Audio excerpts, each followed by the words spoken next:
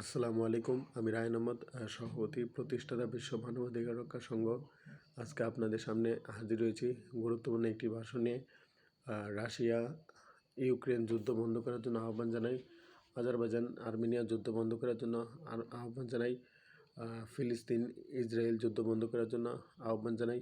ফিলিস্তিন ইসরায়েল যুদ্ধ বন্ধ করার জন্য জাতিসংঘের মহাসচিব অ্যান্টনিও গুতেরেস, আমেরিকার প্রেসিডেন্ট জো বাইডেন, আমেরিকার নবনির্বাচিত প্রেসিডেন্ট 47তম প্রেসিডেন্ট ডোনাল্ড ট্রাম্প, ব্রিটেনের প্রধানমন্ত্রী কেয়ার স্টারমার, বাংলাদেশের মাননীয় প্রধান উপদেষ্টা ডক্টর মোহাম্মদ ইউনূস, ইন্ডিয়ার প্রধানমন্ত্রী নরেন্দ্র মোদী, রাশিয়ার প্রেসিডেন্ট ভ্লাদিমির পুতিন, তুরস্কের প্রেসিডেন্ট রিসেপ তাইপ এরদোগান, সিরিয়ার প্রেসিডেন্ট বাশার আল আসাদ এবং ফ্রান্সের প্রেসিডেন্ট ইমানুয়েল ম্যাক্রন, সাউথ আফ্রিকার প্রেসিডেন্ট সিরিল রামাফোসা, মিশরের প্রেসিডেন্ট, ইজিপ্টের president Abdel Fattah al Sisi সহ বিশ্ব নেতৃবৃন্দের দৃষ্টি আকর্ষণ করছি।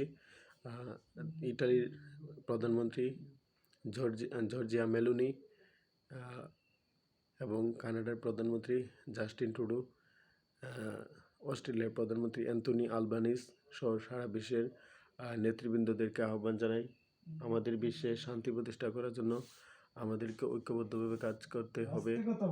সারা বিশ্বের সকল জীব, সকল প্রাণী, সকল মানুষের মৌলিক মানবাধিকার নিশ্চিত করার জন্য আমাদেরকে কাজ চালিয়ে যেতে হবে। বিশ্বের প্রতিটি মানুষ, প্রতিটি জীব, প্রতিটি মানুষের মুক্তির জন্য কাজ চালিয়ে যাব। সারা বিশ্বের সকল জীব, প্রাণী ও মানুষের মুক্তির জন্য কাজ চালিয়ে যাব। বিশ্ব শান্তি, মানব কল্যাণ, মানবাধিকার ও ন্যায় বিচার প্রতিষ্ঠার জন্য কাজ চালিয়ে যাব ইনশাআল্লাহ।